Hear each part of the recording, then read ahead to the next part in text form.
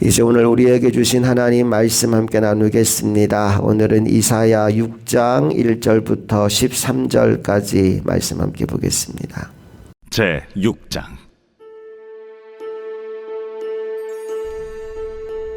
우시야 왕이 죽던 해에 내가 본즉 주께서 높이 들린 보좌에 앉으셨는데 그의 옷자락은 성전에 가득하였고 스랍들이 모시고 섰는데 각기 6 날개가 있어 그 둘로는 자기의 얼굴을 가리었고 그 둘로는 자기의 발을 가리었고 그 둘로는 날며 서로 불러 이르되 거룩하다, 거룩하다, 거룩하다, 만군의 여호와여, 그의 영광이 온 땅에 충만하도다. 이같이 화답하는 자의 소리로 말미암아 문지방의 터가 요동하며 성전의 연기가 충만한지라. 그때에 내가 말하되 화로다, 나여 망하게 되었도다. 나는 입술이 부정한 사람이요 나는 입술이 부정한 백성 중에 거주하면서 만군의 여호와이신 왕을 베었음이로다 하였더라. 그때에 그 스랍 중에 하나가 부젓가락으로 제단에서 집은 바 핀수칠 손에 가지고 내게로 날아와서 그것을 내 입술에 대며 이르되 보라, 이것이 내 입에 닿았으니 내 악이 체하여졌고 내 죄가 사하여졌느니라. 내가 또 주의 목소리를 들으니 주께서 이르시되 내가 누구를 보내며 누가 우리를 위하여 갈꼬? 내가 여기 있나이다. 나를 보내소서. 가서 이 백성에게 이르기를 너희가 듣기는 들어도 깨닫지 못할 것이요 보기는 보아도 알지 못하리라 하여 이 백성의 마음을 둔하게 하며 그들의 귀가 막히고 그들의 눈이 감기게 하라. 염려하건대 그들이 눈으로 보고 귀로 듣고 마음으로 깨닫고 다시 돌아와 고침을 받을까 하노라. 주여, 어느 때까지니이까? 성읍들은 황폐하여 주민이 없으며 가옥들에는 사람이 없고 이 토지는 황폐하게 되며 여호와께서 사람들을 멀리 옮기셔서 이 땅 가운데 황폐한 곳이 많을 때까지니라. 그 중에 10분의 1이 아직 남아있을지라도 이것도 황폐하게 될 것이나 밤나무와 상수리나무가 배임을 당하여도 그 그루터기는 남아있는 것 같이 거룩한 씨가 이 땅에 그루터기니라.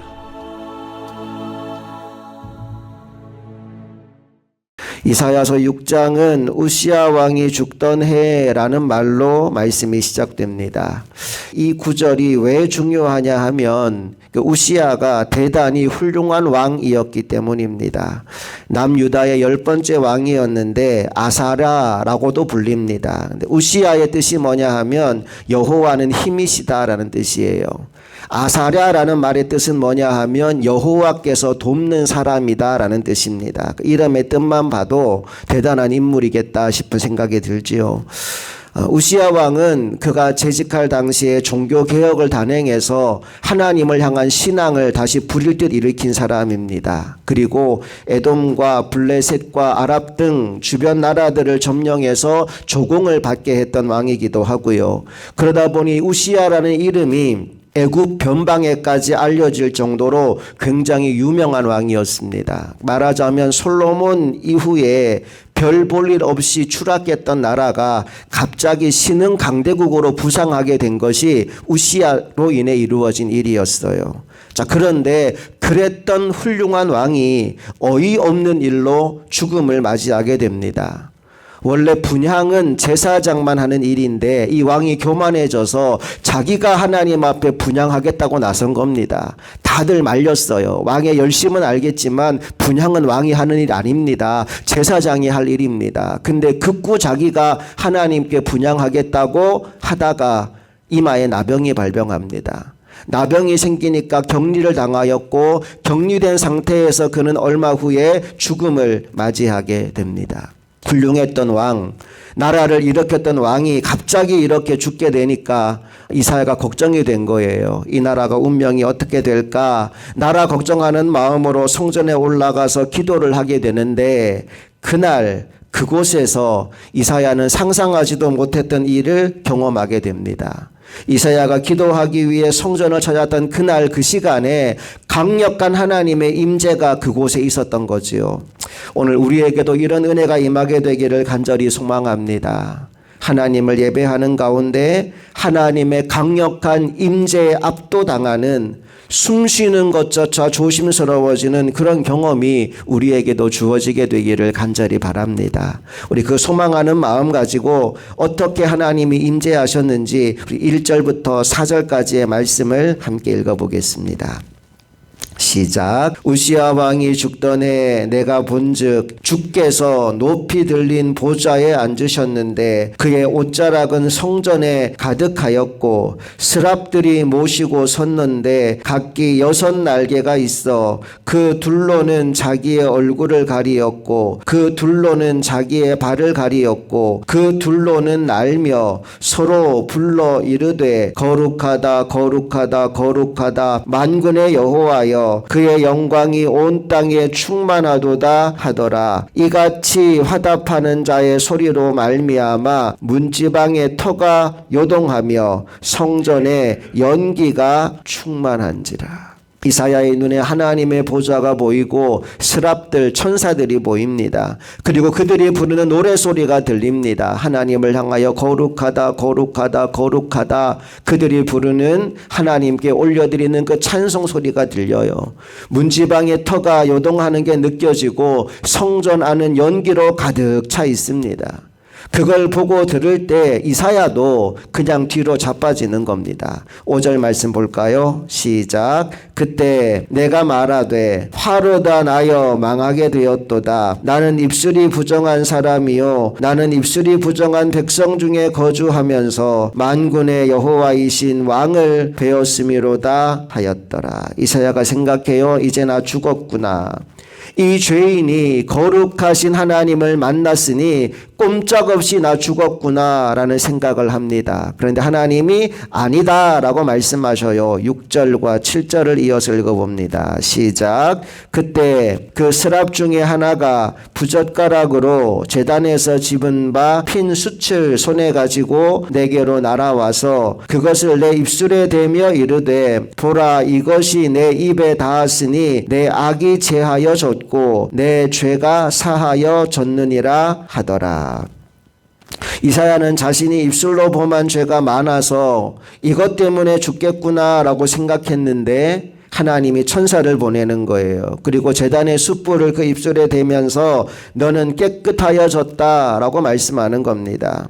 그리고는 이제 나를 위하여 일할 사람을 찾고 있다라고 하나님이 말씀하셨고 이사야는 그 즉시로 나를 써달라고 내가 여기 있다고 나를 보내주십시오라는 응답을 하게 됩니다. 8절 말씀 시작. 내가 또 주의 목소리를 들으니 주께서 이르시되 내가 누구를 보내며 누가 우리를 위하여 갈고 하시니 그때 내가 이르되 내가 여기 있나이다 나를 보내소서 하였더니 아멘.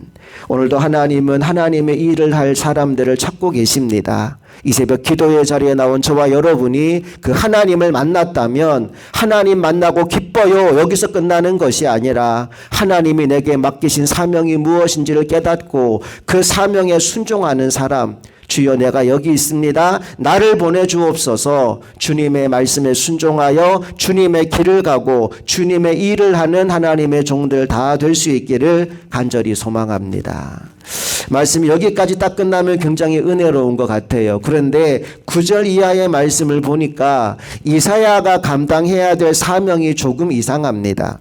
어떤 사명을 감당하라고 하느냐 하면 너는 가서 그들이 말씀을 듣고 깨닫게 해라 이게 아니고요. 정반대로 그들이 못 듣고 못 보게 만들어라 이게 너의 사명이다라고 말씀을 하십니다. 9절 10절 말씀 볼까요?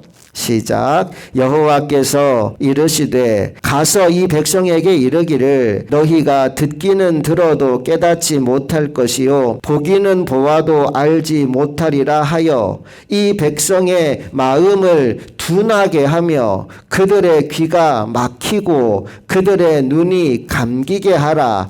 염려하건대 그들이 눈으로 보고 귀로 듣고 마음으로 깨닫고 다시 돌아와 고침을 받을까 하노라 하시기로. 참 이상하죠. 하나님 말씀 듣고 깨닫고 빨리 돌아와서 회개하고 고침받고 이래야 될 것 같은데, 이사야 너의 사명은 그거 아니야. 네가 할 일은 뭐냐 하면 가서 그들의 귀가 막히게 하는 게 너희들 일이야. 그들이 못 듣고 못 보게 하는 게 네가 할 일이야 라고 하나님이 이사야에게 말씀하십니다. 이사야도 도무지 그 말씀이 이해가 안 돼요. 그래서 하나님께 묻습니다. 하나님, 이 일을 언제까지 해야 돼요? 언제까지 그들의 귀가 닫히고 그들의 눈이 보이지 않는 이 사명 감당해야 됩니까? 라고 물었더니 나라가 망하고 그들이 포로로 끌려가는 그때까지 그렇게 하라고 하나님이 말씀하십니다. 11절과 12절 말씀 볼게요.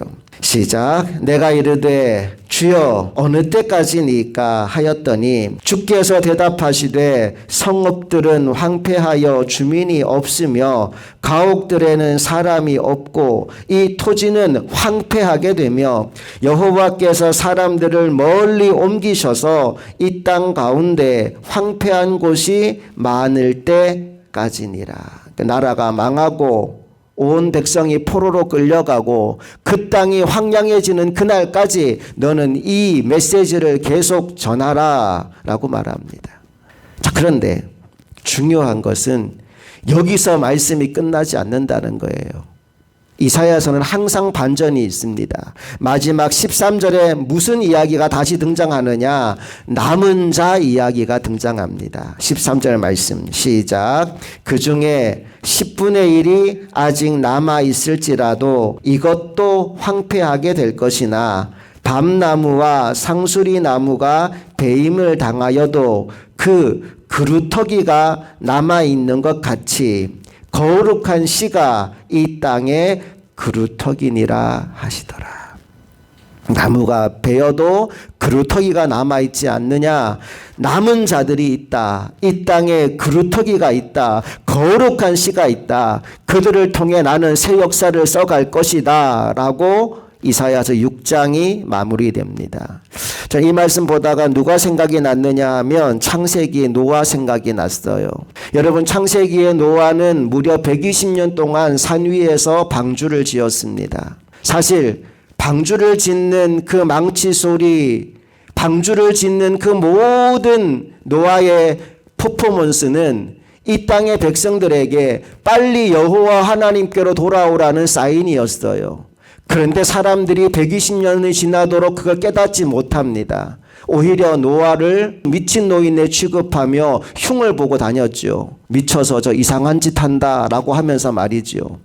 하나님은 노아의 120년 방주 짓는 것을 통해서 백성들에게 하나님의 심판이 다가온다는 것을 보여주었지만 백성들은 거기에 아무런 신경을 쓰지 않습니다. 오히려 시집가고 장가가고 먹고 사는 일에만 골몰하다가 결국 마지막 날이 오게 되고 하나님의 심판을 받게 됩니다.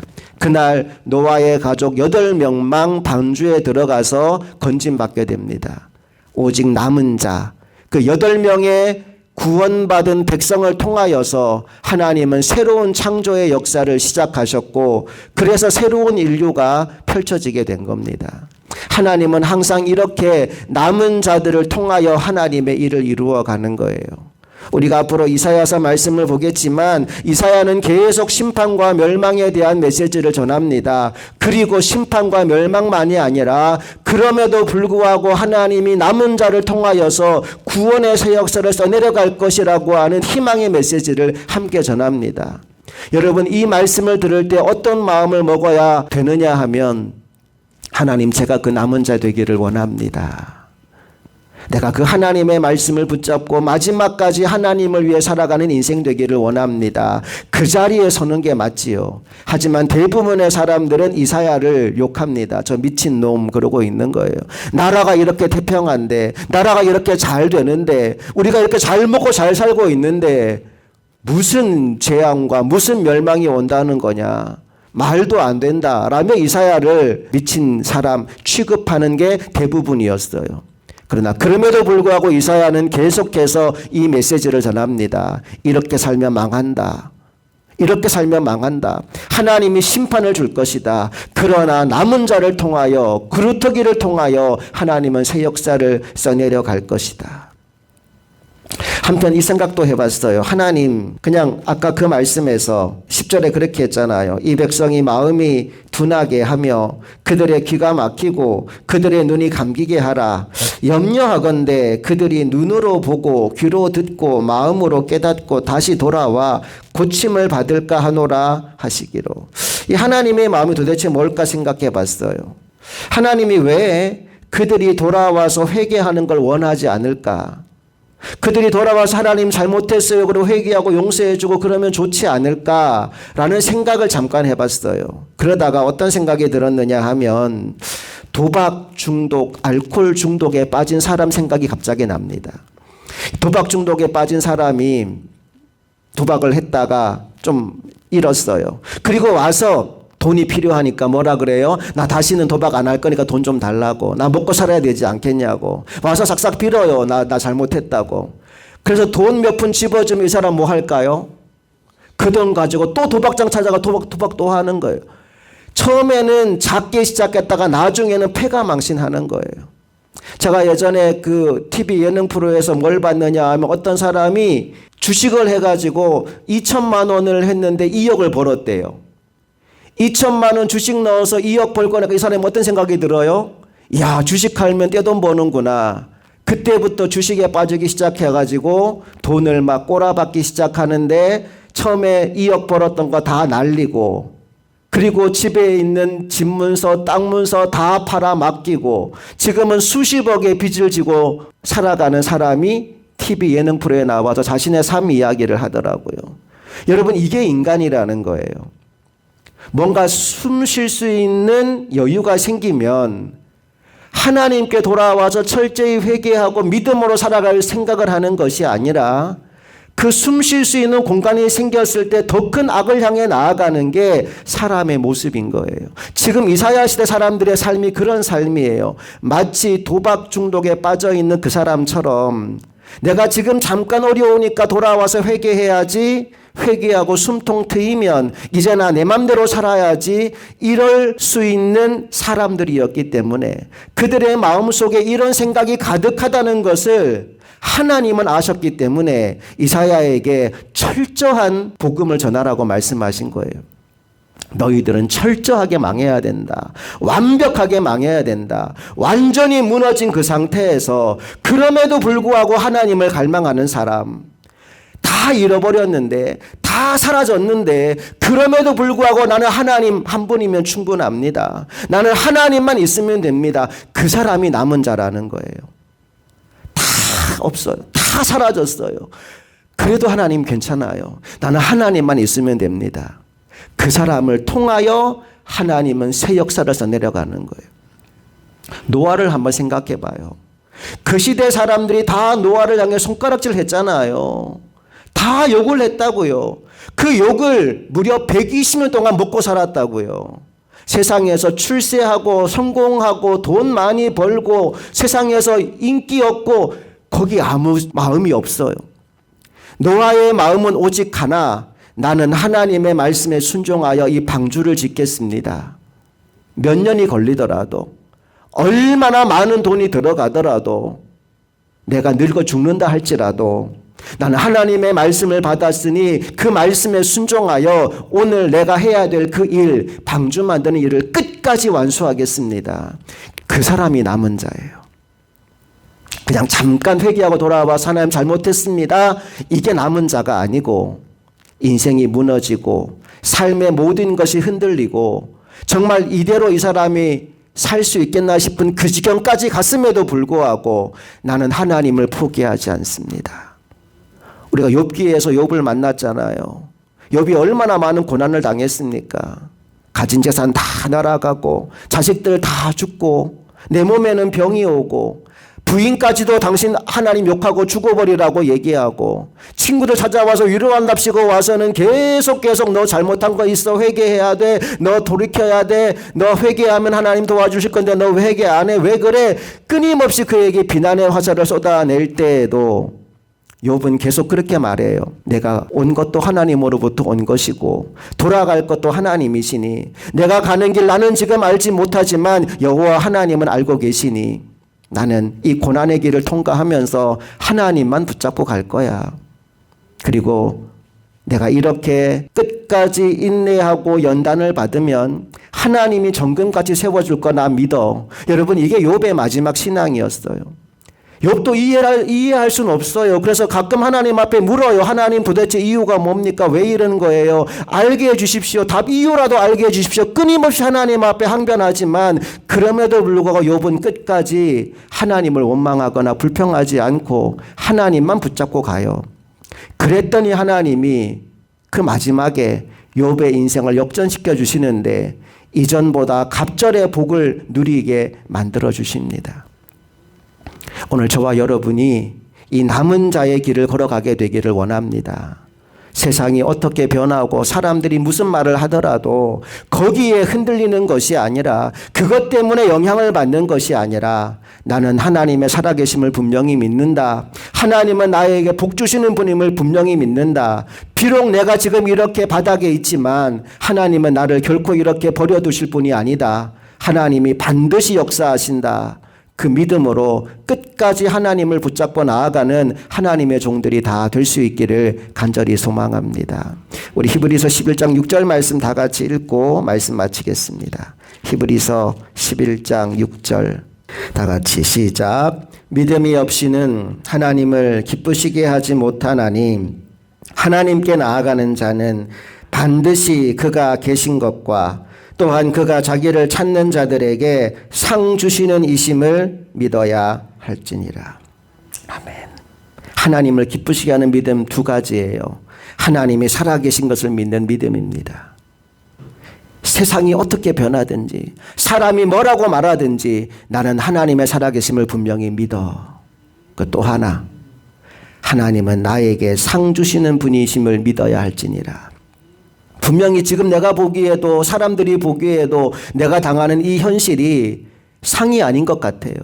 그럼에도 불구하고 하나님은 살아계시고 역사하시는 분이시기에 반드시 내 인생 가운데 상 주시고 복 주실 분임을 내가 믿어.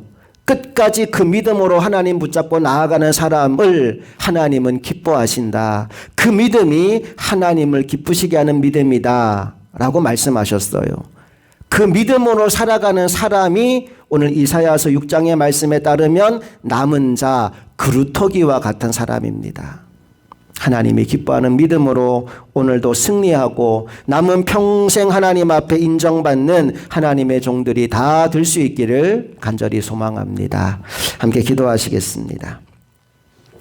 좋으신 아버지 하나님, 은혜와 사랑을 감사드립니다. 오늘 나라가 우시야 왕의 죽음으로 말미암아 풍전등화와 같은 상황이 되었을 때 이사야는 이 문제를 끌어안고 하나님께 기도하러 올라갔다가 예상하지도 못했던 하나님과의 만남을 경험합니다. 그의 인생 가운데 하나님과의 대면이 얼마나 두렵고 떨리는 일이었던지, 내가 죽었구나라고 생각할 그때 하나님은 제단 숯불을 그의 입술에 대며 그를 정결하게 하시고 그가 감당해야 될 사명을 맡겨주셨습니다. 하나님, 우리들 예배할 때마다 그곳에 임재해 계신 하나님을 만나게 하시고 하나님의 말씀을 받게 하시고 하나님의 사명 앞에 주님, 내가 여기 있습니다. 나를 써주십시오라고 반응할 수 있는 믿음의 종들 되게 하여 주옵소서.